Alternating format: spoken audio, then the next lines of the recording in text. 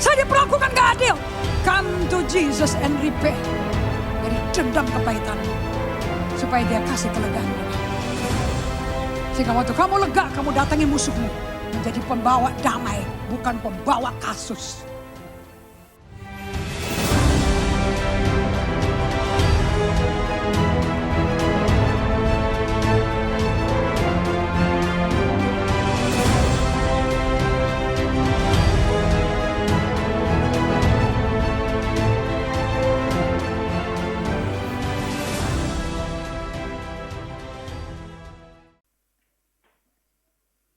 Saya berdoa kalian semua hidup dengan pribadi Roh Kudus, dibaptis Roh Kudus, artinya direndam, di-immerse, direndam di dalam pribadi Roh Kudus. Dipeluk kayak baby, dipelukan mami.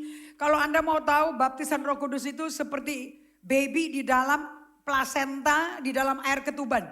Nah, itu namanya baptisan Roh Kudus itu. So nggak ada hubungannya dengan bahasa roh, itu hanya efek daripada baptisan Roh Kudus, tapi sebetulnya Anda mesti hidup seperti baby di dalam air ketuban. Now that's namanya dibaptis Roh Kudus. Karena kata baptisan artinya direndam. Oke? And lihat bagaimana doanya Rasul Paulus. Apa sih yang dia minta kepada Allah Bapa bagi kita semua? Look at the prayer. Oke? Baptisan Roh Kudus itu fatal and sangat vital. Kalau nggak dapat fatal, kalau menerima itu vital bagi hidup kalian. Bagus jeleknya kalian menjadi pengikut Kristus, berhasil gagalnya kalian jadi pengikut Kristus, tergantung pribadi Roh Kudus. Apakah kau memberikan dia kuasa untuk menguasai kamu atau tidak? Oke. Ayat yang ke-16, katakan ikuti doanya Paulus. Kamu kalau gak bisa doa, gak tahu apa yang didoain, kok jiplak aja ini. Ya, doanya kamu belum tentu dijawab karena minta duit, minta ketenangan, minta problem selesai, penyakit sembuh. Siapa tahu penyakitmu Tuhan izinkan supaya kamu bisa ketemu Tuhan. So jangan buru-buru selalu ada problem kepingin cepat kelar karena kamu nggak betah. Nggak ada urusan nggak betah. Tuhan memproses kita semua melalui apapun yang kamu alami. Oke, ayat 16. Ikuti bagaimana Paulus ngomong kepada Tuhan. Untuk jemaat Efesus, jemaat yang paling dahsyat, di mana mujizatnya Paulus, melalui Paulus gila-gilaan terjadinya.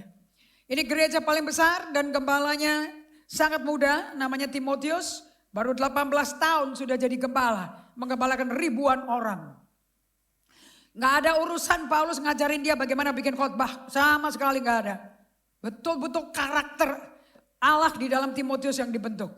This is the prayer. Kalian doa kepada Tuhan pakai kata-kata ini. 3, 4, 5. Aku berdoa supaya ia menurut kekayaan kemuliaannya menguatkan dan meneguhkan saya oleh Roh Kudusnya di dalam batin saya. So saya mau tanya, di mana Roh Kudus? Kamu siapa? Kamu dagingmu atau Roh Kudus di dalam kamu? See, kalau hubungan kita rusak, saya tegur kamu, saya marah sama kamu, is because you behave tanpa Roh Kudus. Dan kamu kepahitan, kamu gosip, ngomong di belakang orang, jelek-jelekin orang, hoax, that's 100% manusia debu. Dan berita hoax itu tidak akan menang, karena kebenaran yang akan menang. Selalu the truth will prevail. Dan siapa yang duluan menghidupi kebenaran, pasti akan dibela Tuhan. Karena nama Tuhan dipermuliakan. Apapun kuncinya kamu mau hidup dengan Roh Kudus cuma satu, obedience. Mau pakai bikin ritme baru kek, mau SS kek, itu semua penting tapi bukan segala-galanya. Ketaatan itu segala-galanya. Orang yang gak taat sama Tuhan, gak mungkin dong bisa menyenangkan manusia sesama, gak mungkin. Karena karakter bagus itu keluarnya dari Roh Kudus, bukan dari manusia. Kita harus mati. Kita harus berkurang-kurang biar Roh Kudus bertambah-tambah. Amin. Langsung lagi. Ganti katamu dengan saya ya. Bikin ini jadi doamu sendiri. Kalau nggak tahu bagaimana berdoa, udah deh jiplak aja deh. Ini dimasukin Alkitab kok. Oke, lanjut. Sehingga oleh imanku, Kristus diam di dalam hatiku. Dan aku berakar serta berdasar di dalam kasih. Aku berdoa supaya aku bersama-sama dengan segala orang kudus dapat memahami Betapa lebarnya, betapa panjangnya, betapa tingginya, dan dalamnya kasih Kristus. So, apa yang Paulus katakan di sini?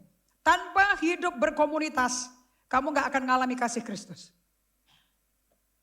Kasih Kristus hanya terjadi pada waktu you do life together. Kamu melakukan hidup bersama-sama sebagai komunitas Tuhan. Bersama-sama orang kudus, gak ada isolasi. Anda berkata, aku gak ke gereja dulu, aku gak ke Kersel dulu, aku mau menyendiri di kamarku sendiri, mau fokus sama Roh Kudus, nanti pas sudah siap aku baru ketemu. Itu gak ada ayatnya.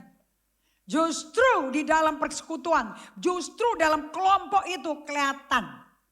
Kalau kamu gak ada Roh Kudus, kamu gak mengizinkan Roh Kudus, saya gak setuju dengan kata menjamah. Ngapain dijamah? Orang Roh Kudus mau hidup dalam kita kok jamah-jamahan. Kita mau dipimpin Roh. Kita gak mau dijamah Roh Kudus. You understand this? Jadi kalau Anda kalau besarnya pakai lagu-lagu, hati-hati. Every song liriknya mesti di-compare sama Alkitab. Karena pada waktu kamu lahir baru, kamu gak terima persentase Roh Kudus. Dan Anda berkata, isi, penuhi aku kembali. Aku selalu ada di dalam kamu, kok gak pernah ninggalin kamu kok. Kamu yang ninggalin aku. Kamu yang gak kasih tempat buat aku. Kamu yang edging me out, edging God out. Kamu yang nyingkirin aku. Aku selalu sama kamu. Makanya Yohanes 14:17, buka sebentar. Kalian jangan pakai inteleknya kalian ya. Aduh, kita kalau ikut sama Yesus jangan pakai otak kita deh. Kita pakai firman Allah. Pokoknya firman ngomong apa? Percaya dan taati.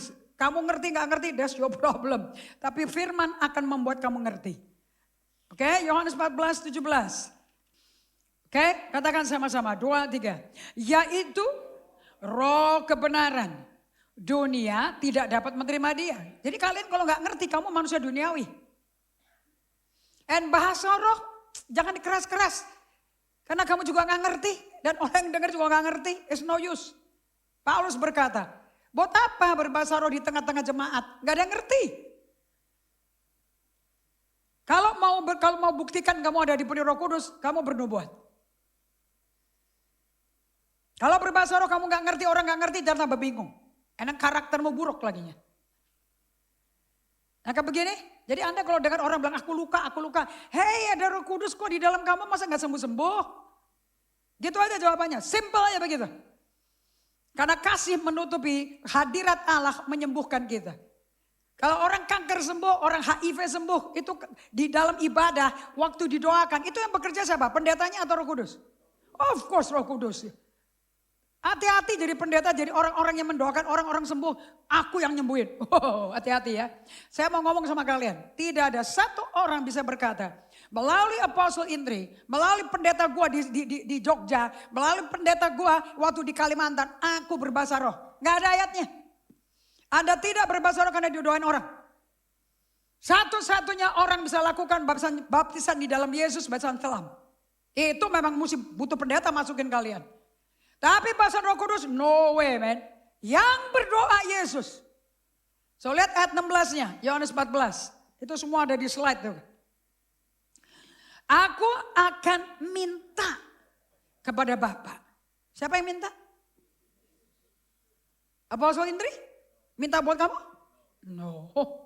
Siapa yang udah doa? Siapa pendoa kita? Jadi kalau kamu gak dipegang tangan sama saya, gak didoain, kenapa pahit? Oh Yesus yang doain kamu. Lebih jitu Yesus daripada saya.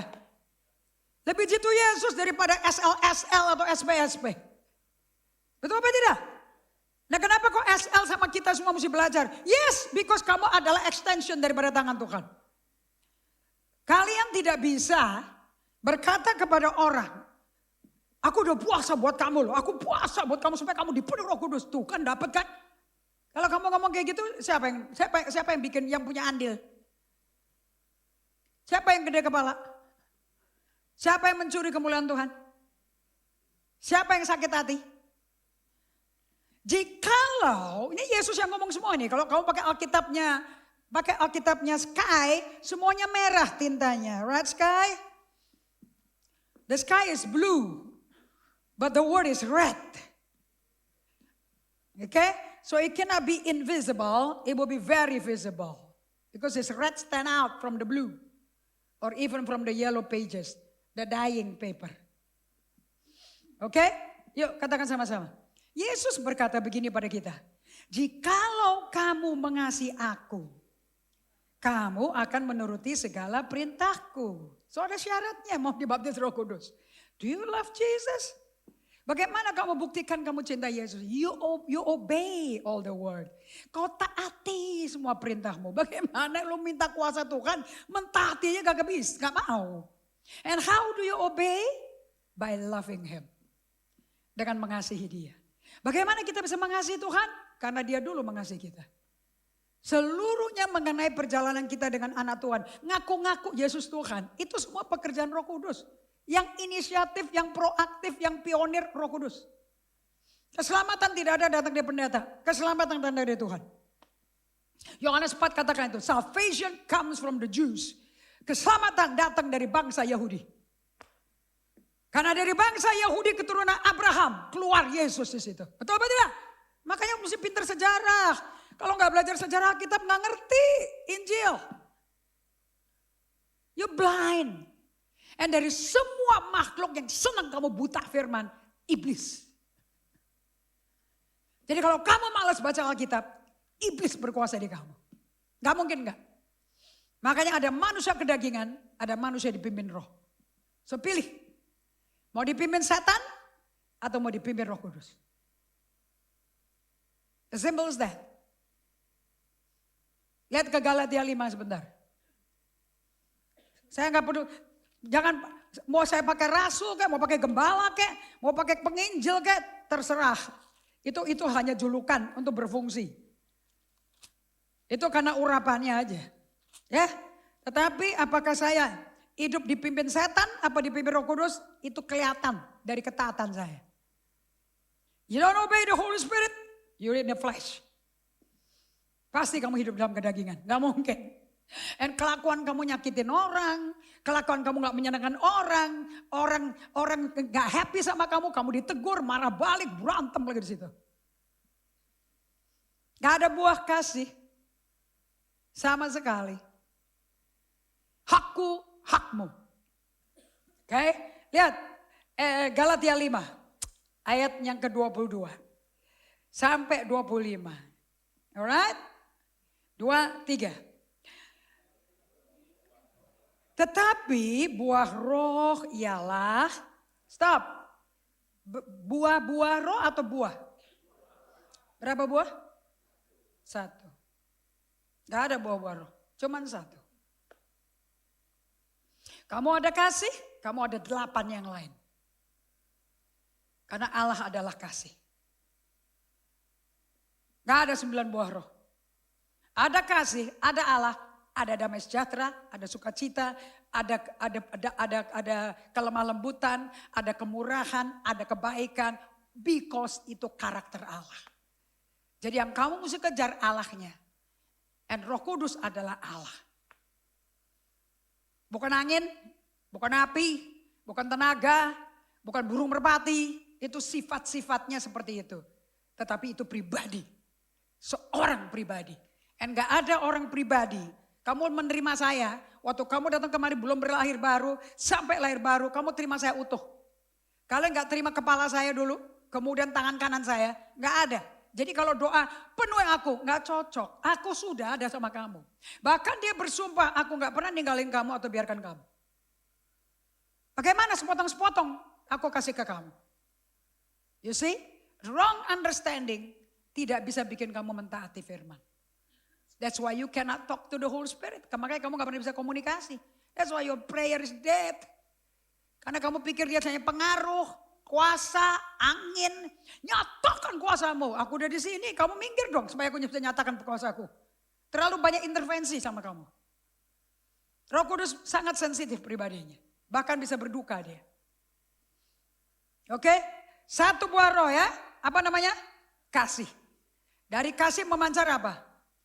Damai sejahtera, sukacita dulu, joy.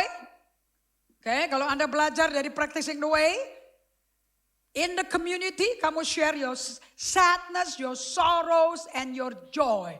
Kuncinya kamu betul-betul sehat di dalam Tuhan. The joy of the Lord is your strength. Kamu bisa hadapi orang menghina, mengkhianati kamu, fitnah kamu, memperlakukan kayak binatang sama kamu. Don't worry, because you have the joy of the Lord. And that is your strength. Kamu gak lari-lari ke orang nangis di bahunya orang minta dikasihanin orang minta dibela orang. No, you come to the Lord. And dia kasih kamu sukacita. Nehemia 8 ayat 11, sukacita Tuhan adalah keselamatanku. Are you hearing me? Jangan cari orang. Debu gak bisa nolong debu. Harus kuasa supranatural yang menolong kita. Kalau kita diperlakukan dengan tidak adil.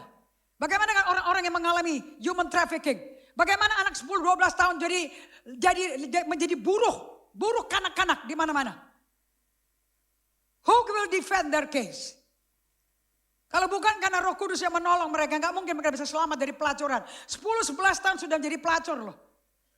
Katanya perbudakan, katanya mau dikerjain di pertanaman, di perkebunan coklat, nggak taunya dia pelacur semua. Sekali-kali baca dong. Anda boleh baca berita dunia, boleh. Tapi lihat aja kejahatannya. Jangan lihat fashion. Lihat kejahatannya. And you will be praying for them. Do you understand this? Roh Kudus diberikan pada kita untuk peduli sama orang-orang yang hina, yang kamu anggap daripada itu pelacur tuh. Ya, tanya sama dia bagaimana jadi pelacurnya. Dia besar gak dari keluarga yang punya uang?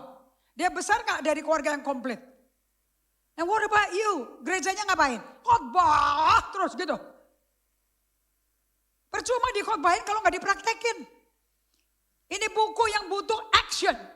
Makanya iman tanpa perbuatan mati. You know why you are fat? Kenapa rohanimu banyak kolesterol problem, rohanimu buruk, gak bagus? Because you don't do nothing. You don't give yang mestinya Roh Kudus ada di dunia.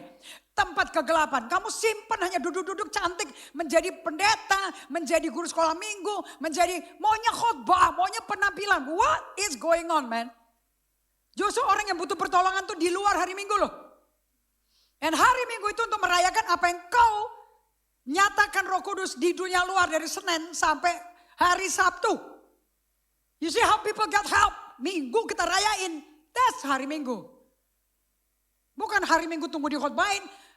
You know it's weird orang berkata, well aku gak dapat apa-apa di gereja ini.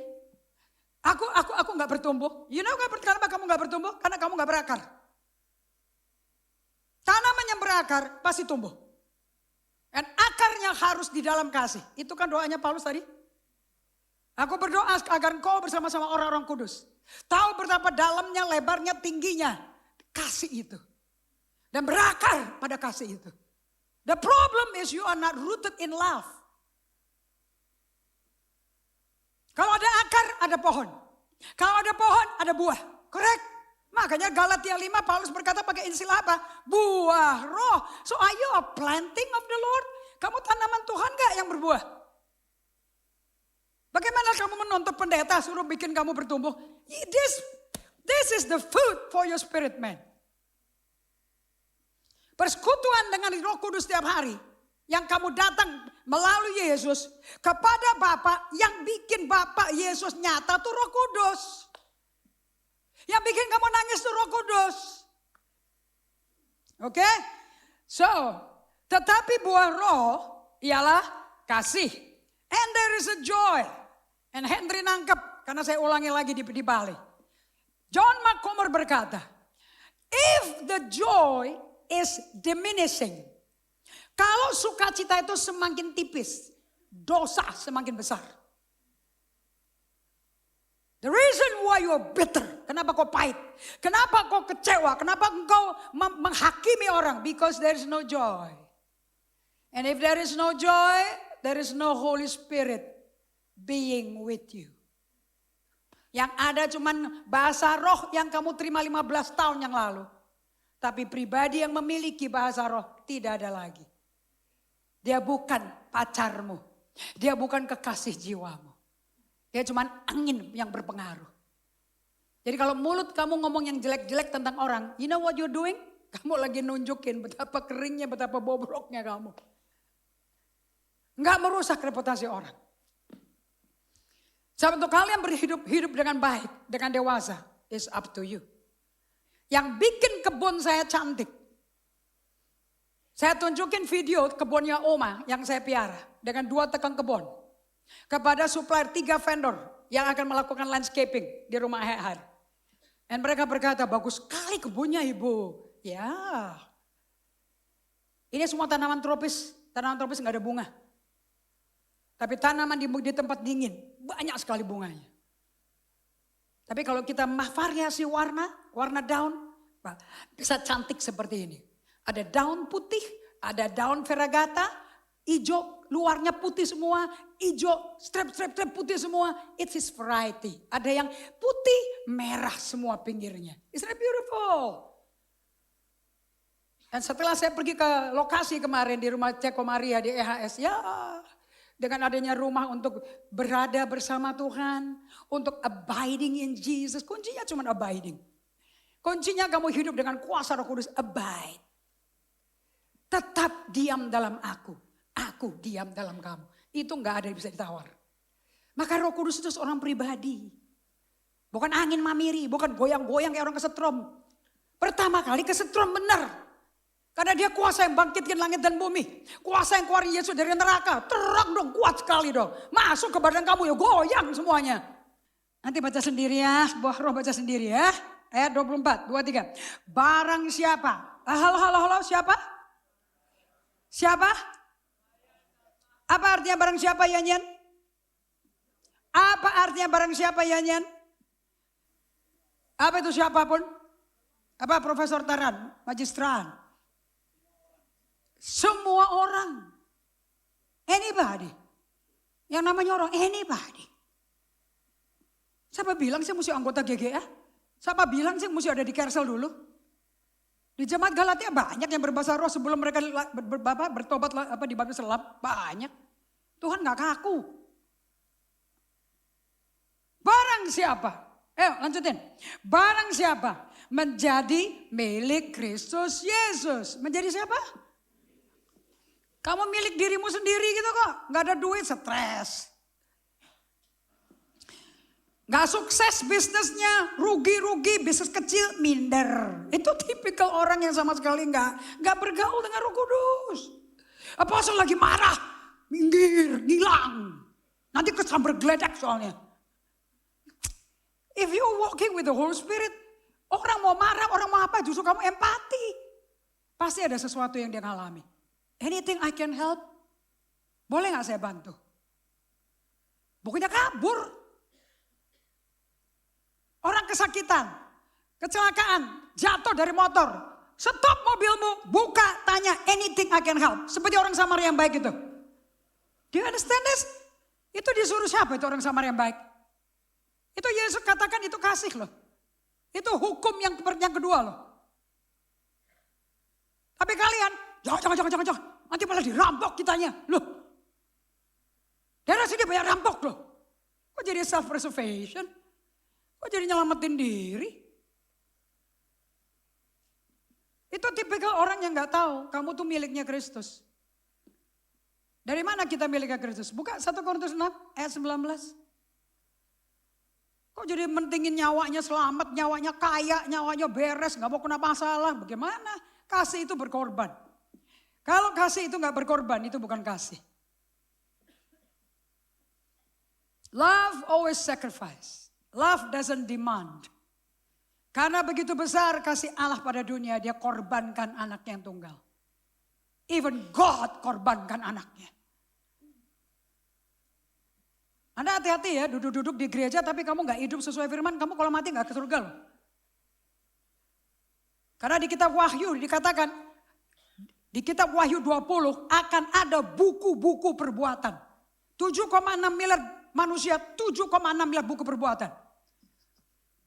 Dan ada satu buku kehidupan, anak domba. Satu, only one book.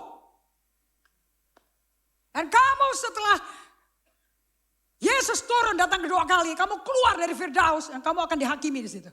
Di penghakiman, kursi penghakiman tahta putih. Jangan pikir-pikir kamu udah aktif di gereja, jadi asyir, jadi pendoa, pasti mati ke surga. I don't know, yang punya surga dia bukan saya. Tapi kelakuannya buruk. Ada kecelakaan nyelamatin diri, bukan nyelamatin orang itu. Kayak orang Farisi, kayak orang Lewi, orang ahli Taurat, imamnya. Orang berdarah sampai setengah mati, rontok, habis dirampok loh. Karena aku mesti ke bait Allah. Aku gak boleh pegang yang mati. Haleluya, nanti gak dapat perpuluhan gue. Tapi orang Samaria itu yang kotor. Karena hidupnya kotor dan susah. Lihat orang sengsara, dia turun dari keledainya. Dia bersihin lukanya, diobatin, dia gendong, dia taruh di keledainya. Dia jalan kaki bawa itu. Kalau begitu tuh baru normal pengikut Kristus.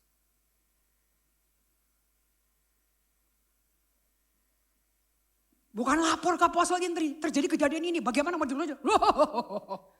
Lah ini ngapain? Dan Roh Kudus ngapain?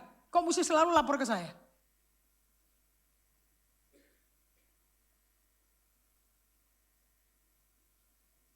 Apa yang kamu hidupi sehari-hari itu menentukan loh. Dan tidak ada Indri yang lihat. Tapi Roh Kudus lihat selalu. Kasihan kan? Orang kejebak di tol, di tempat bayar tol. Kasihan kan? Daripada ribut klakson-klakson supaya mau mundur, supaya maju. Bawa dibayarin. Anda tahu nggak rasanya? Pas ke tol, pas uangnya habis. Atau pas uangnya separohnya aja yang sisa. Nggak bisa bayar tiket. Karena nggak sesuai dengan harga tiket. Masa nggak mau turun? Dan menyelesaikan semua problem kemacetan lalu lintas. Isn't that weird? It's not matter ada duit apa nggak ada duit. Kumpulin duit semuanya. Transfer segera. Atau tidak tahukah kamu bahwa tubuhmu adalah bait Roh Kudus? Roh Kudus itu loh yang kamu peroleh dari Allah. Dan bahwa kamu bukan milikmu sendiri. Kalau bukan milikmu sendiri ada bos dong, ada pemilik baru dong. Izinkan pemiliknya ngomong.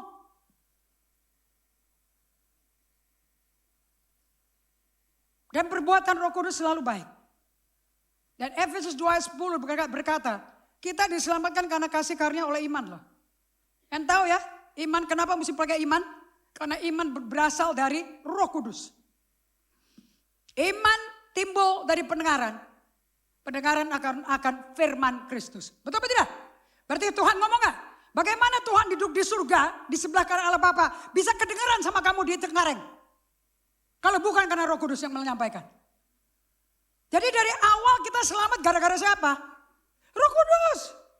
Kamu terima baptisan Roh Kudus syaratnya cuma satu. Kamu lahir baru, kamu bertobat dan darah Yesus menghapus dosamu. Pasti terima baptisan Roh Kudus. Gak mungkin gak? Gak mungkin gak? Gak bisa tanpa pertobatan. Tanpa darah Yesus bisa menerima baptisan Roh Kudus. Gak bisa.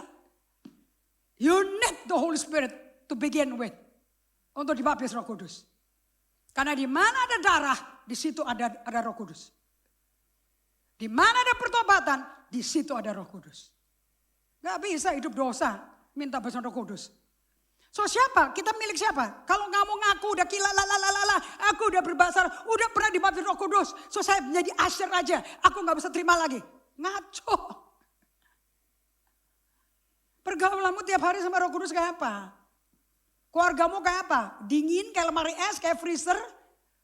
Rame, marah-marah? Kayak apa? Dari buahnya kan kita tahu. Dan buah gak jatuh jauh dari pohon.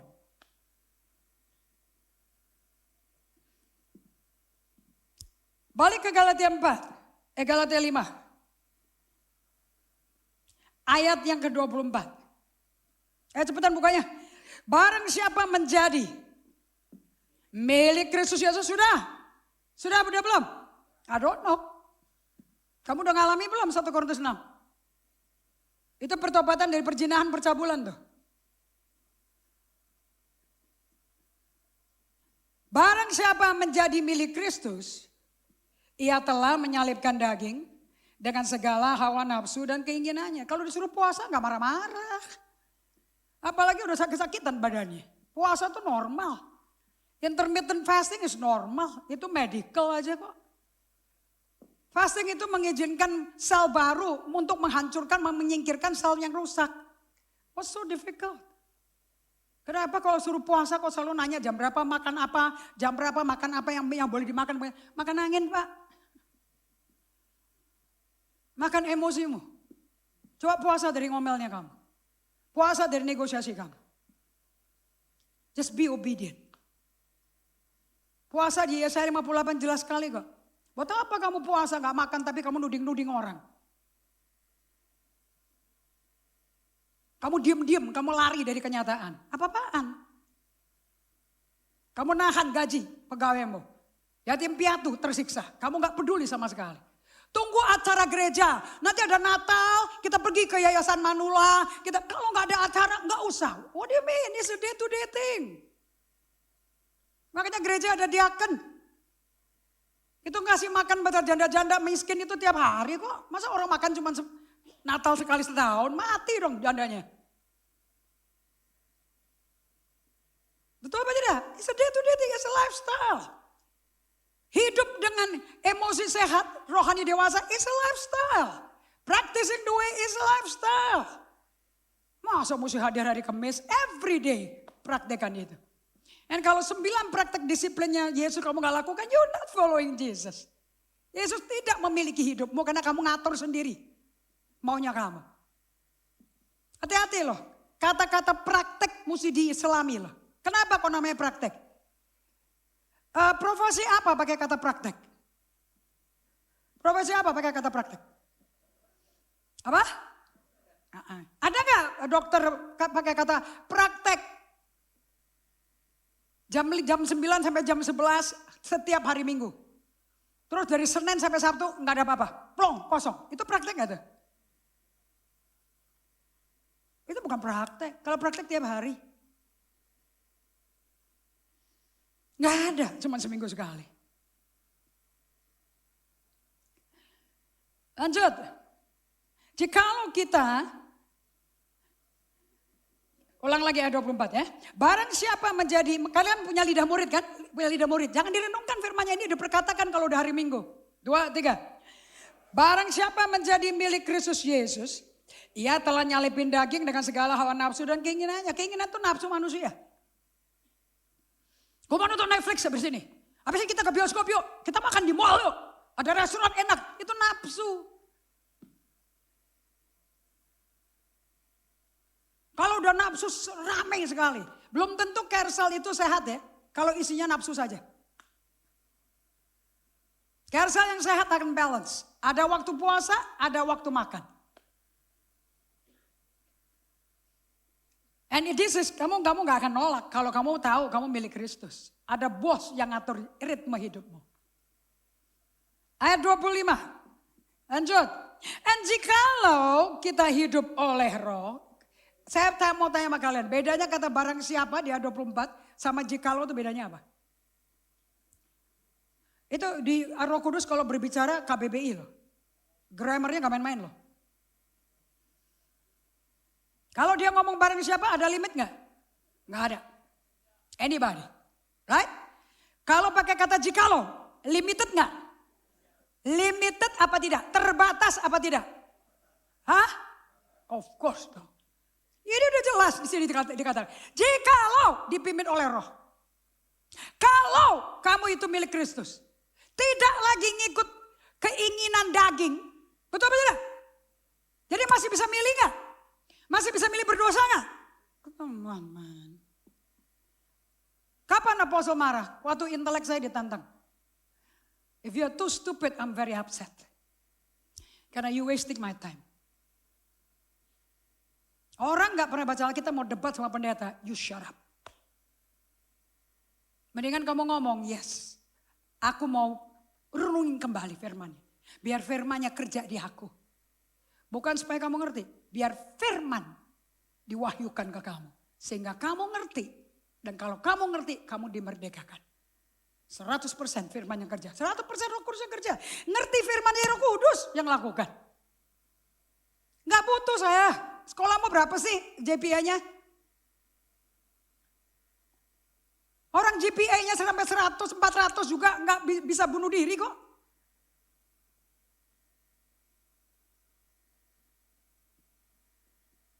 Jangan ngotot yang stupid karena buta firman. Udah buta ngotot lagi. Dan yang diototin sakit hatinya lagi. It's ridiculous, man. Yesus itu penyembuh. Tapi dia gak akan turun dari surga. Roh Kristus ada di kamu. Barang siapa tidak memiliki Roh Kristus, Roma 8:9. Bukan milik Allah. Roma 8 ayat 11, lihat Alkitabnya. Kamu gak pernah bergaul firman, mengaku mau jadi pemimpin. Bagaimana kamu mengerikan sekali. Kalian kalau ditawar-tawari orang jadi pemimpin, kamu tanya sama dia, kamu tes gua dulu dong. Kamu lihat aku pelaku firman bukan? Dan hanya orang yang melakukan yang ngerti firman. Karena kalau kita gak ngerti, kita gak bisa lakukan. Betul apa tidak? We can only do what we understand. Betul apa tidak?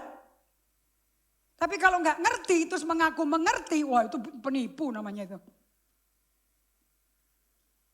Roma 8 ayat 11, yuk.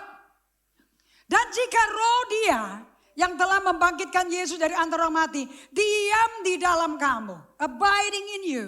Maka ia yang telah membangkitkan Kristus Yesus dari antara orang mati, akan menghidupkan juga tubuhmu yang fana oleh rohnya. Bisa sembuh gak? Jadi kesembuhan datang dari mana? Roh Kudus bukan? Apakah Roh Kudus membangkitkan Yesus dari mati?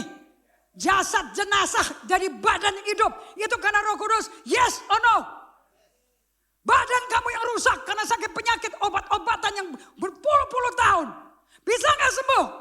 Karena Roh Kudus. Kalau dia diizinkan diam di kamu. Baptisan Roh Kudus mengizinkan Roh Kudus menduduki kamu. Hidup di dalam kamu. Pinggir sana NPD-mu. Narsistik mau pinggirin tuh. Bilang, aku sangkal diri pikul salib hari ini. Aku sangkal diri, Tuhan Roh Kudus tolong bikin aku mati daging. Buat aku gak memenuhi keinginan dagingku, gak mau karena aku milikmu Yesus. Gitu dong kalau doa. Gak ada doa, bikin aku jangan marah. Bikin aku jangan kepingin balas dendam. Bikin aku jangan serakah, gak ada. Minta Roh Kudus, tolong kamu, sangkal dirimu, tidak ngikutin maumu, pikul salibmu. Karena salib sama dengan kematian. Sejak mana ada kebangkitan di salib? Kematian di situ. Darah di situ. Kebangkitan hanya di kuburan. Harus mati dulu kalau enggak bangkit kau. Harus mati dari egomu. Kalau enggak ada, Roh Kudus enggak berkuasa. Enggak bisa satu tubuh ada dua penghuni. Enggak bisa. Either or. Mengenal dirimu aja susah. Ayat 25. Jikalau kita hidup oleh roh, Galatia 5. Jikalau kita hidup, jadi ini kondisional. Tergantung hari ini kamu mau hidup dipimpin roh apa enggak. Minimum lah kalau masuk ke Kersel, sebelum masuk pintu tuan rumah ngomong sama Roh Kudus. Jangan, aku enggak mau. Dagingku, keinginanku yang muncul. Aku mau kehendakmu yang jadi. Sehingga pertemuan sel akan menghasilkan buah dan kita semua dikuatkan. Gitu loh doanya sebelum masuk pintu rumah itu. Jangan datang tuh minta berkat terus. Gak ada orang Kristen mau jadi sinterklas buat kamu. You come because you want to be a blessing. Dan kamu hanya bisa jadi blessing kalau Roh Kudus dikasih tempat nomor 1. He has to be number 1. Cari dulu kerajaan Allah. Kerajaan Allah adalah Roh Kudus. Kerajaan Allah bukan makanan minuman, tetapi damai sejahtera, sukacita, kebenaran oleh. Jadi siapa yang bikin itu pertemuan Kersel indah? Roh Kudus. Kalau kau minta, masa yang bikin kamu bahagia makanan enak?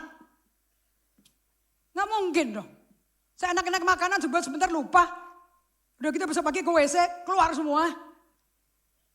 Enak bangun pagi lagi, lapar lagi, nyari lagi. Masih bisa ngomong babgul, terus babgul. Kapan kamu dipuasnya? Kepuasan hanya karena Roh Kudus hadir. Gak ada orang bisa puas dengan fulfillment, satisfaction, tanpa endowment daripada Roh Kudus. Gak mungkin, hidup kita hampa tanpa Roh Kudus. Semua kisah para rasul ke belakang, lihat tuh. Semua surat para rasul, dari kisah rasul ke belakang, semua kalau hidup oleh roh, di dalam dia, oleh roh. Gak ada di dalam gedung ibadah. Di kantor, hidup di dalam dia. Di rumah tangga, di perkawinan, hidup di dalam dia. Yang bikin pernikahan kan Tuhan. Kenapa kau butuh konseling pernikahan terus, gak kelar-kelar. Dua-duanya hidup dengan Roh Kudus. Makanya sebelum kawin, penuhan dulu dengan Roh Kudus, baru kawin. Jangan nuntut orang mencintai kamu. Suami saya gak ada perhatian. Istri saya begini, dua-duanya mesti balik ke Tuhan. Naik ke tangga, lihat segitiganya Allah. God di atas, suami istri di kiri kanan. Sampai masing-masing semakin dekat dengan Tuhan, hubungannya semakin dekat. Nggak ada susahnya. It's you. Kamu kawin sama orang kesehatan ini terang kena masalah. Ya you have to endure. Mesti tekun dan tabah melewatinya. Dan biar Roh Kudus di dalam kamu nyelamatin suami yang kesetanan itu. That's how to walk. Jangan lari-lari ke gereja. Suamiku gini, tadi aku dipukul lagi gini. Udahlah, you spend time with the Holy Spirit. Nggak ganggu orang, pasti nggak keganggu suamimu. Do you understand this? Roh Kudus adalah solusi dari semua mankind. Karena tanpa napas Allah, tanpa Roh Kudus, nggak bisa ada Adam pertama. Adam itu dari tanah merah. Galatia 5 ayat 25. Jikalau kita hidup oleh roh, baiklah hidup kita juga dipimpin oleh. So saya mau tanya, suksesnya kita masing-masing karena bos kita, leader kita Roh Kudus atau Apostle Indri? Itu pilihanmu sendiri tiap hari atau seminggu sekali? Kalau kamu sampai takut, sungkan, malas ketemu Apostle Indri karena kepahitan, karena luka hatinya. Who are you? Siapa yang mimpin hidupmu? Siapa yang mimpin hidupmu?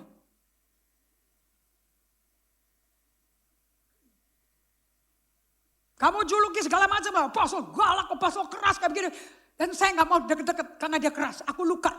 Itu yang mimpin hidupmu siapa? Apa? Masa gak bisa jawab? Kamu yang hidupin, kamu gak bisa jawab. Munafik banget. Siapa yang mimpin kamu? Apa?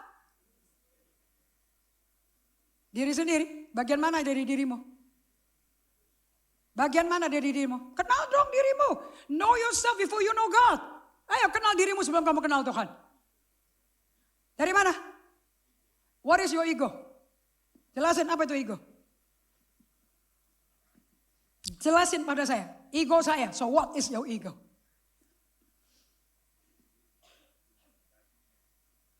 Daging itu apa daging? Nah daging, diri sendiri, kamu sendiri keselimpetin dia jawabannya nih. What is ego? What is narcissistic? What is daging? Apa sih? Kamu kalau nggak ngerti Alkitab makanya gimana, hati-hati ya. You are messed up man, your life. Apa itu nafsu kita? Apa itu keinginan diri kita? Kenapa kalau ngikutin itu hancur? Kenapa kalau tidak ngikutin dia lagi, kita milik Kristus? Betul? Galatia 5 ayat 24 ngomong gitu. Nggak ngikutin dagingmu, dirimu, keinginanmu, nafsumu, kamu milik Kristus. Kalau milik Kristus, nggak lagi ngeladenin nafsumu, keinginanmu. Then you are sah miliknya Yesus. So apa itu? Kamu nggak suka bela diri? Kalau ditegur kamu bela diri, lawan balik. Nyecer menjelaskan, itu apa tuh? Apa itu? Setan.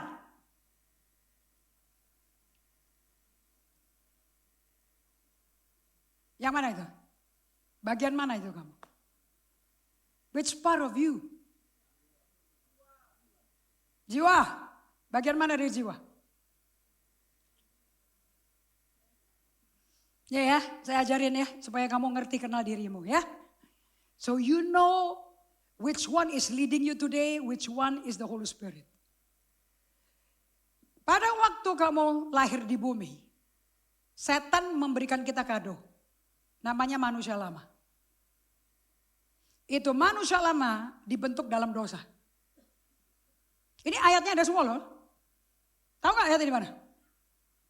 When we born, lahir di rumah sakit, kita gak bisa pilih loh. Kita gak bisa pilih kita lahir di keluarga koruptor, keluarga penipu, keluarga Tionghoa, keluarga mata duitan, keluarga cinta duit, keluarga melarat, keluarga KDRT, kita gak bisa pilih. Sama sekali. Dan kamu lahir pakai diri, totally produk daripada kondisi keluarga itu. Itulah dirimu. Kalau penuh nafsu dan keinginan, karena kamu tidak lahir dalam kondisi serupa Kristus. Yang sudah totalitasnya sempurna. Adam sempurna, Adam gak punya kepinginan apa-apa loh. Anda ingat kejadian 1-2? Adam kepingin apa? Bahkan dia gak tahu dia mesti makan buah. Allah yang kasih tahu mesti makan buah. Betul apa tidak? Makanan dia Allah. Hubungan dengan Allah udah lebih dari cukup. Allah yang kasih perintah. Semua tanaman di taman ini boleh kau makan buahnya. Dan harus kau makan hanya dari buah tanaman ini. Pohon yang di tengah pengetahuan yang baik dan jahat jangan kau makan. Pada hari kau makan pasti mati. Jadi ada yang hidup dengan Allah tanpa kepingin Mercedes Benz, tanpa kepingin berlian. Tanpa kepingin baju baru, tanpa kepingin resep-resep makanan enak. Hidup bersama Tuhan cukup. Itu manusia pertama. Kalau di kita itu ciptaan barunya. Makanya yang lama berlalu, yang baru datang. Tapi yang baru masih biji. Itu perlu dikasih makan susu rohani tiap hari. Susu rohaninya firman. Firman ini air hidup, roti hidup. Betul apa tidak? Itu makanan ciptaan baru. Nah badan yang kita, jiwa yang kita waktu lahir di keluarga belum kenal Tuhan Yesus. Berantakan, kepahitan, jangan digede-gedein. Itu yang lama. Itu kado setan tuh. Tapi Allah kasih kita roh yang baru, hati yang baru, tempat roh Allah berdiam. Itu yang kamu mesti hidupin. Fokus kamu ke situnya. Restan-restan yang dibuat oleh keluargamu. Dan masih kelihatan kok keluargamu kayak gitu gak berubah. Tapi kamu udah dikasih hati baru, roh baru. Tinggal kamu pilih tiap hari. Mau ngikutin ke sana? Mau niru keluargamu? Dipakai di kantormu? Sifat-sifat bapak mamamu dipakai di kantormu? Atau kamu pilih mentaati firman? Kalau kau pilih jalannya Tuhan, Roh Kudus langsung muncul. Dia ambil alih kehendak kamu. Semua nafsu-nafsu keinginan hilang. Jika dalam hidupmu yang pakai baju mahal-mahal itu, yang suka makan makanan, yang suka pesta-pesta, ngafe-ngafe, upload kayak orang keren semua gitu. Itu semua manusia lama itu. Itu kadonya setan itu. Nggak langsung hilang, itu progresif. Semakin banyak ciptaan baru bertumbuh besar, semakin berkurang-kurang manusia kadonya setan. Semakin Kristus bertambah-tambah, semakin kurang ego, narsistik, MPD-mu, nafsumu, keinginanmu hilang. Saya mau tanya, kamu kalau lapor ke saya, kamu stres, depresi. Sampai pasif, pesimis sama hidup. Itu sebetulnya yang ngomong siapa? Ciptaan baru atau manusia lama? Bagus, manusia lama. Terus kamu mau ketemu sama gembalamu, untuk unek-unek manusia lamamu dilempar ke saya. Terus saya doain supaya manusia lamanya hilang. Gak bisa. Bagian itu mesti adalah partisipasi, partnership kamu, keputusan kamu. Aku sangkal dari pikul salib setiap hari untuk datang ke Tuhan dan ikut Tuhan. Nah baru itu manusia baru bertumbuh. Baru dia fitness di situ. Baru pembaruan pikiran.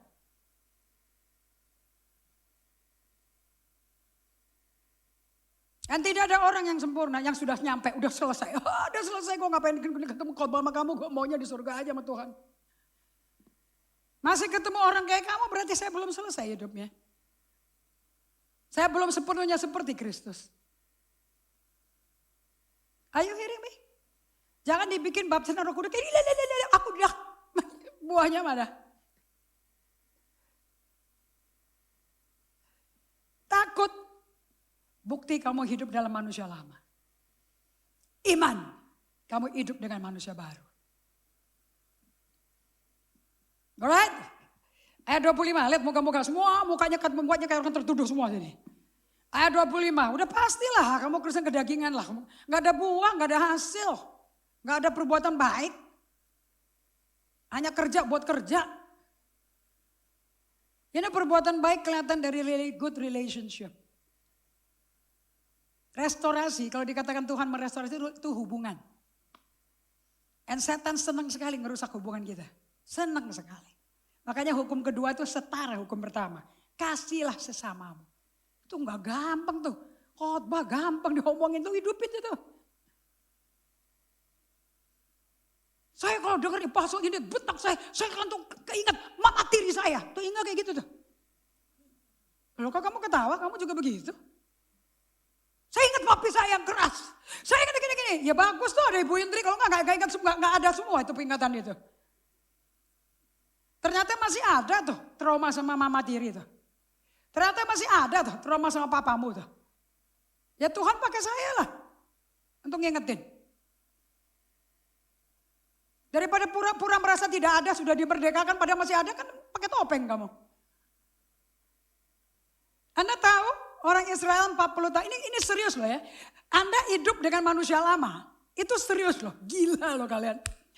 Dengarin, 5 buku menulis tentang 3 juta manusia hidup dengan manusia Mesir, dengan budaya Mesir, gaya perilaku Mesir, keputusan bikin bisnis cara Mesir. 40 tahun Allah sabar untuk make sure itu sifat Mesir keluar.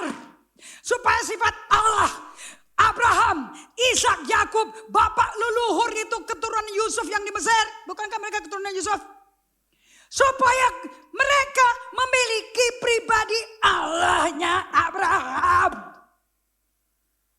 Gagal 40 tahun. Allah habis loh kesabarannya loh. Dibunuh semuanya loh. Kamu mau dibunuh? Oh Allah kita gak pembunuh. Oh ya? Maksudnya firmannya berubah. Kamu gak tahu Roh Kudus bisa meninggalkan kamu? Bagaimana caranya kamu mati? Roh Kudusnya meninggalkan kamu. Silakan berletter, gila lalalala sama ya lalalala kayak orang gila gitu. But there's no presence. Kalau enggak Paulus enggak akan ngomong di Efesus 4 ayat 30. Itu ada slide-nya tuh, Master Control. Jangan kau dukakan Roh Kudus. Ini bukan perjanjian lama ya. Yang jelas Roh Kudus ninggalin manusia adalah orang yang namanya Simpson. Yang kedua Raja Saul. Anda mau tahu manusia lamamu kayak apa? Baca Saul. Semua perbuatan Saul itu manusia lama kita. Baca 1 sampai 15. Coba ya, ciri-ciri ini sama Saul sama apa enggak?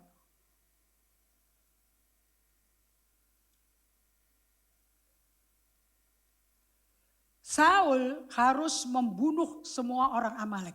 Jelas? Perintahnya jelas? Seorang Amalek dikalahkan dalam peperangan. Hanya rajanya dibiarin hidup. Raja Agag. Hanya domba Tambun, sapi Tambun diambil yang bagus-bagus untuk dipersembahkan ke Allahnya Saul. Yang bikin Saul kehilangan urapan, mending kehilangan kursi kerajaan. Hilang nyawa. Saul itu di neraka loh.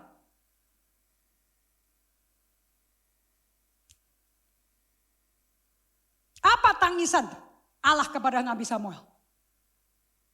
Aku nyesel bikin dia jadi raja loh. Dia tidak pernah mentaati aku. Kamu jangan main-main sama dosa ya. Kembali ke gereja, ke pertemuan gereja itu satu hal. Kembali ke Tuhan hatimu itu hal yang lain.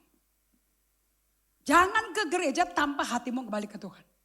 Munafik. You are playing a game. Oh kamu gak mau taati firman kok. So Samuel datang. And Saul sambut dengan kenegaraan. Samuel, kita telah mengalahkan bangsa Amalek. Dan kita sekarang sedang bangun monumen kemenangan Israel atas Amalek, ini negara besarnya. Dan Samuel langsung teriak. Kenapa suara mbembe itu? Oh, itu rakyat yang minta. Itu rakyat yang minta. Nah, karena rakyat minta ya aku beri. Bukankah Allah berkata semuanya dibunuh? Termasuk ibu-ibu yang mengandung, termasuk bayi-bayi, termasuk binatang semua. Bunuh. Tapi rakyat. Tapi orangnya apa, Osel? Orangnya mau datang ke sel kita.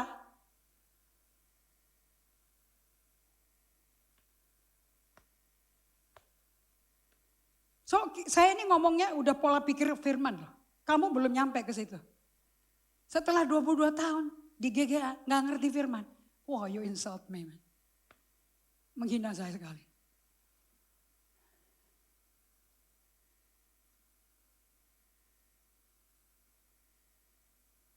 Tadi itu Raja Agag. Kenapa kau bilang ini dia hidup? Samuel ambil alih karena dia hakim negara. Samuel tuh kayak Roh Kudus. Dia ambil pedang, dia pedangnya Agag lah. Dia potong lehernya si Agag lah.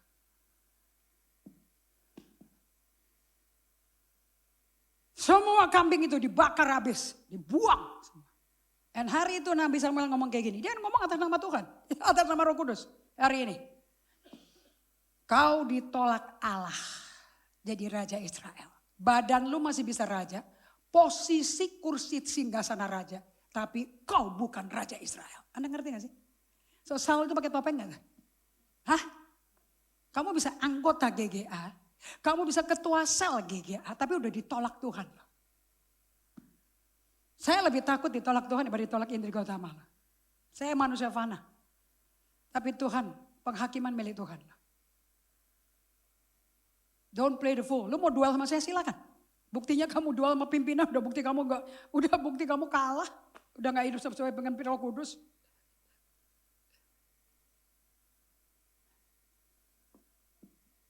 Saul pakai ayat. Semua upacaranya benar, bentuknya benar, programnya benar, perencanaan selnya benar. Hatinya kagak benar. Hari ini kau ditolak Allah. Sebab mendengar, mentaati lebih baik daripada korban. Betul gak? Betul apa tidak? Tuhan ngomong apa? Itu hati bukan tuh? So sebelum debat mulut kamu cek hati kamu dulu. Jangan ngajarin orang-orang. Gak boleh pakai sembahyang, pakai patung. Gak boleh bakar. Mau bakar tuh hatimu tuh. Makanya Yesus membaptis kita dengan Roh Kudus dan api. Untuk bersihin hati kita. Dan apa yang dilakukan Saul? Nyerah gak? Gak nyerah. Kalau bahasa Surabayanya apa? Ngeyel. Apa ngeyel? Bahasa Indonesianya?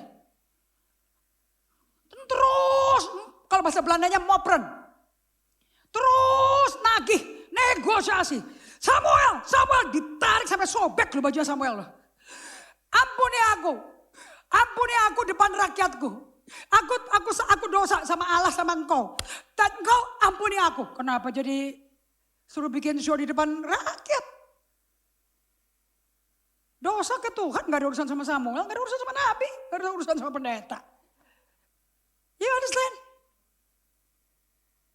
Masa diuber-uber pendetanya? Why do you make an issue with pendeta when your problem is with God? Kenapa kok bikin ribut sama pendeta? Problem kamu sama Tuhan. Hatimu gak benar. Obedience is better than sacrifice.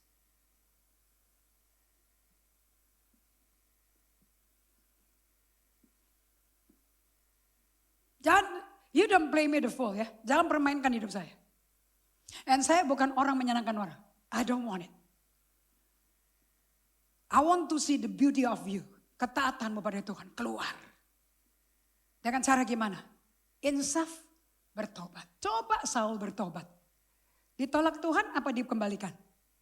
Pasti dikembalikan. Allah kita panjang sabar kok. Gak mungkin. Dia gak suka orang binasa. Dia gak bisa kontradiksi sama perkataan dia. Di surat Petrus dia berkata, Allah tidak suka satu manusia binasa. Masa dia mau bunuh si Saul, dibinasakan, mati lain, binasa, putus dari Allah. Kamu kalau dikasih tahu Roh Kudus suruh mentaati tapi kamu tunda-tunda, kamu prolong, kamu procrastinate, kamu tidak taat instan. God will leave you. Roh Kudus ninggalin kamu.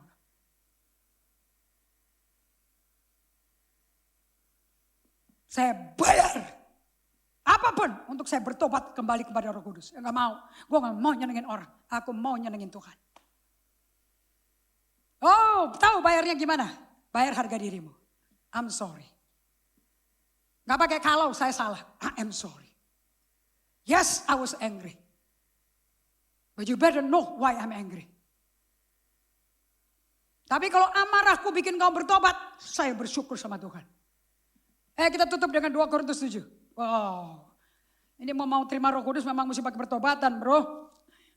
Gak ada pertobatan masa maju altar kok goyang-goyang, itu penipuan namanya.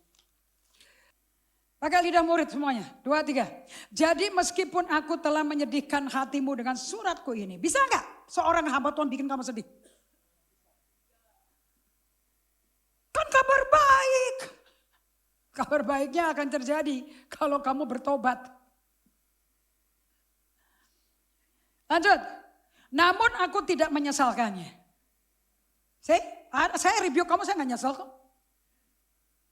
Yang kayak gini saya gak akan minta maaf. Because I'm correcting you. Memang pernah aku menyesalkannya. Karena aku lihat bahwa surat itu menyedihkan hatimu. Kendati pun untuk seketika aja lamanya. Namun sekarang aku bersuka cita. Bukan karena kamu telah berduka cita. Melainkan karena duka citamu membuat kamu bertobat. Sebab duka citamu itu adalah menurut kehendak Allah.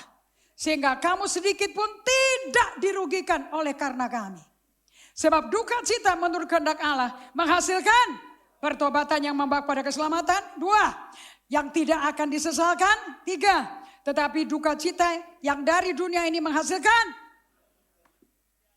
Kalau hubungan kamu sama saya mati, kamu gak bertobat. Kalau hubungan kamu sama saya semakin hidup dan Roh Kudus yang bekerja. Sekalipun mendukakan kamu, but it's for your good.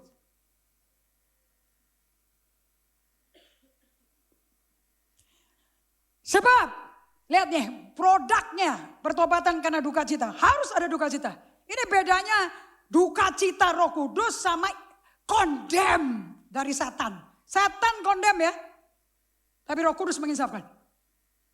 Kalau kamu merasa aku terkondem, itu Satan lagi kerja. Masa saya tegur kamu kondem, yang benar aja.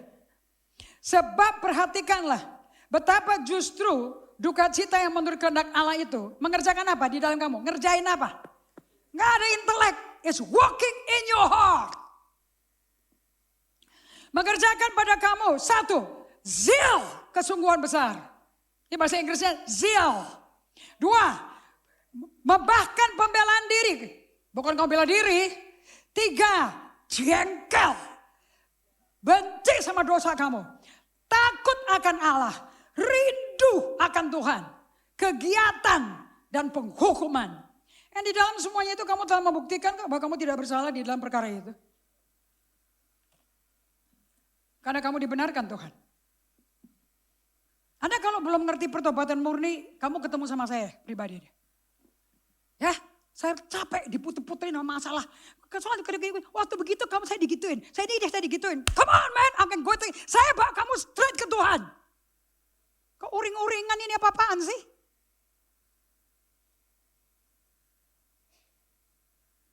You know you're not right. Kenapa mesti bela diri? Saya bilang sangat sedih sekali ya, mulainya benar loh. Dia ngalami duka, cita, menurut kehendak Allah. Mati tuh, umur 56 tahun. Because dia gak ngikutin hamba Tuhan yang benar. Tapi hamba Tuhan yang mau memberikan apa yang dia mau. Oh sama saya gak digaji kamu kok. Saya tidak pernah hidup digaji jemaat. Seluruh uang persembahan, kalau gak di gedung dari mana berdirinya?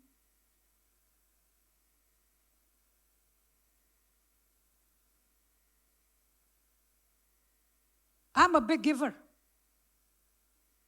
Saya nggak pernah hidup kayak saya akan kaya raya minggu depan punya rumah mewah 9 kamar, nggak ada. Anything I receive, I bless people yang menderita. Sayangnya orang yang dibantu nggak tahu mengucap syukur. Bukan ke saya, ke Tuhan. Supaya buah sukacita di dalam kamu keluar. Yang ingat ya, Roh Kudus memperbaiki relationship. Tidak memperbesar masalah. Kamu kalau memperbesar masalah, kamu nggak ada Roh Kudus. Kamu lebih baik mengorbankan hubungan daripada permasalahanmu dibeberin di sosmed. Orang yang beberin masalahnya, they don't have love. They don't have the Holy Spirit. Yuk, saya mau tutup dengan Yohanes 14 ayat 6. Brother, saya perlu menyampaikan ini pada kalian. Saya senang sama Reinhard Bonnke. Anda kalau mati ya rohaninya ya, kamu dengerin Reinhard Bonnke deh. Pasti kebakar rohmu. Oke, Yohanes 14 ayat 6. 2, 3. Aku akan minta kepada Bapa. Syarat kamu cinta Tuhan dan mentaati firman loh. Maka aku akan minta kepada Bapa. Dan ia akan memberikan kepadamu seorang penaling. It's a personality, seorang pribadi, seorang penolong. Yang lain sama seperti Yesus. Supaya ia menyertai kamu selama-lamanya. Supaya kita babak belur, sakit mah, GERD, perang silat lidah sama gembalamu, ribut mulut, peperangan, atau kamu jadi pembawa damai. Berbahagialah orang yang membawa damai, mereka disebut anak-anak Allah. Matius 5 ayat 9. Jangan selalu menuduh pemimpinmu yang sadis. Belum tentu. Terlalu anak kecil kamu. Aduh deh, kamu kalau mau ribut ya, make sure you understand the Bible first. Ribut itu karena pelanggaran firman. Sadar apa gak sadar kamu akan membuat hubungan jadi rusak. When you not doing the right thing. Listen ya, sebagai penutup dengerin baik-baik. Jangan sekali-kali berani bersaksi kepada dunia. Saya menerima baptisan Roh Kudus melalui Apostle Henry. Tidak ada doktrinnya. Yang bikin kamu terima baptisan Roh Kudus, Yesus yang doa. You get it? Do you get it? Pendeta bisa baptis selam, masukin dia turun tangan masuk ke air. Tuntun kamu, hari ini kamu mendeklarasi, kamu ngaku kamu orang berdosa, yang kamu bertobat diinsafin Roh Kudus, dan kamu akan mati bagi dosa dan hidup bagi Allah, dan kamu percaya Yesus bangkit pada hari ketiga sehingga engkau bisa hidup baru. Yes, baptis itu pendeta. Tapi baptisan Roh Kudus, Kisah Rasul 1 ayat 4, media cepetan. Ayat 5.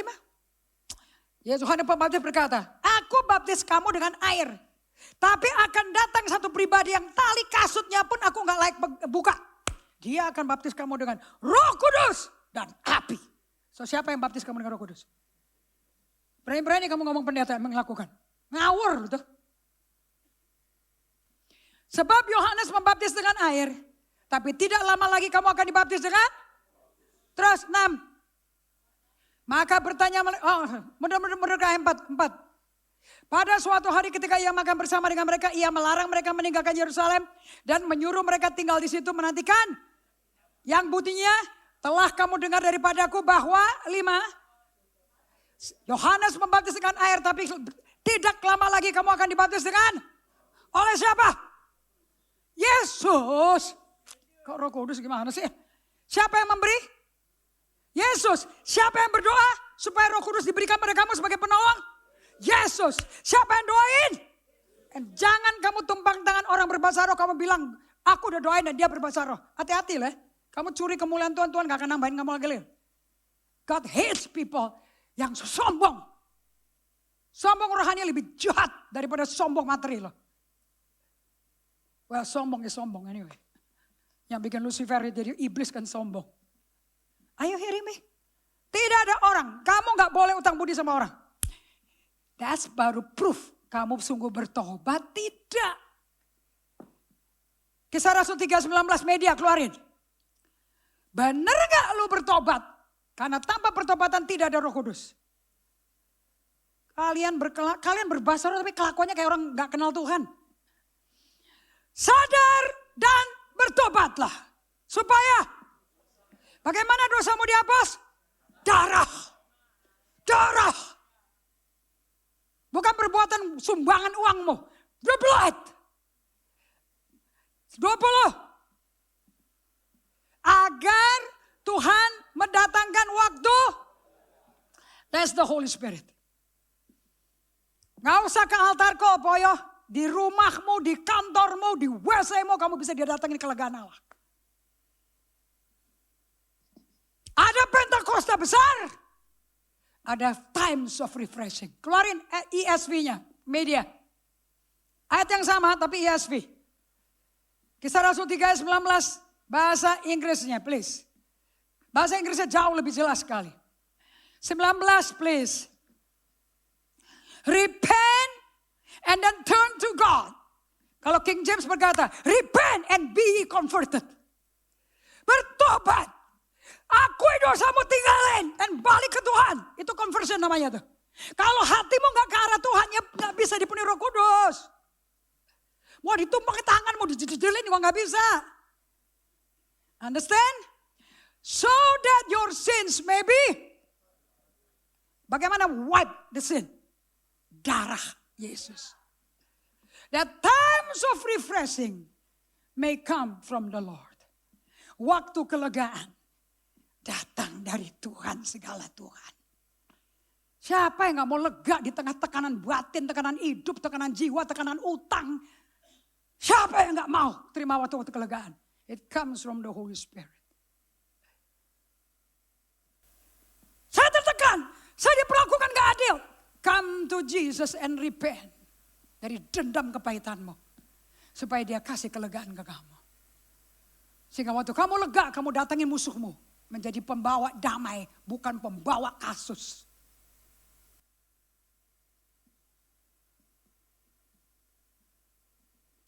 Makanya kalau nyanyi lagu firman. Oh, I love this. Saya gak bisa lupa Kisah Rasul 3:19. Don Moon menyanyikan lagunya. Times of refreshing, here in your presence. Apa sih presence itu? Anda lihat gak? Saya bikin tuh, billboard tuh. Home is where the presence is. Lihat gak? Apa artinya? Ini rumah. Kamu rumahnya Roh Kudus. Dan mesti bawa hadiratnya.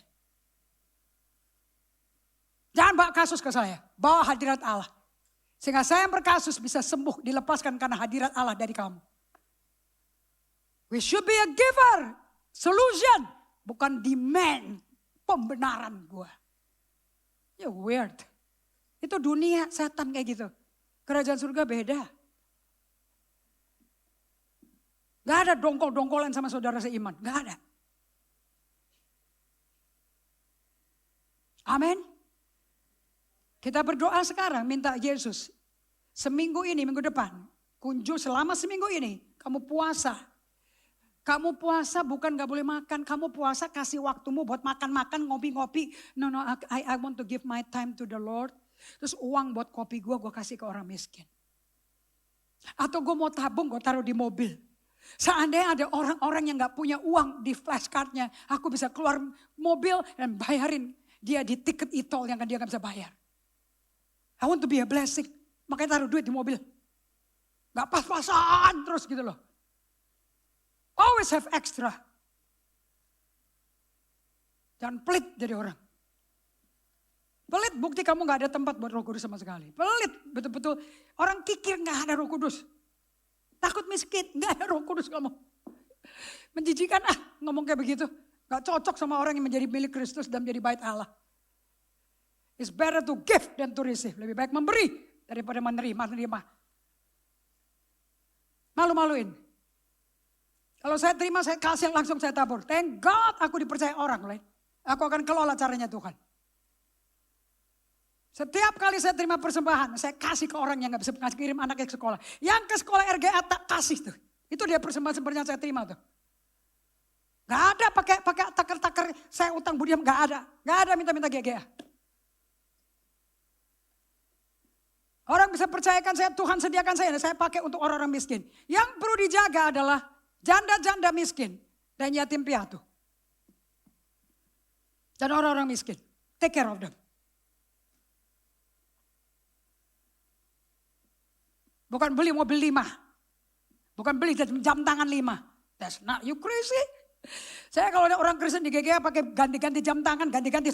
Saya bilang, come on man. Setor. Saya gak takut tuh minta kamu, lu setor 100 juta deh. Lu bisa tuh beli tuh. Ini bisa ngidupin banyak orang loh, yang gak mampu loh. I'm not scared. Sebab saya pengurus harta Tuhan, saya bukan pemilik. Saya bukan rampok. Saya bukan rampok uangmu. Saya gak mau jadi rampok uangnya Tuhan. Are you hearing me? Tundukkan kepala.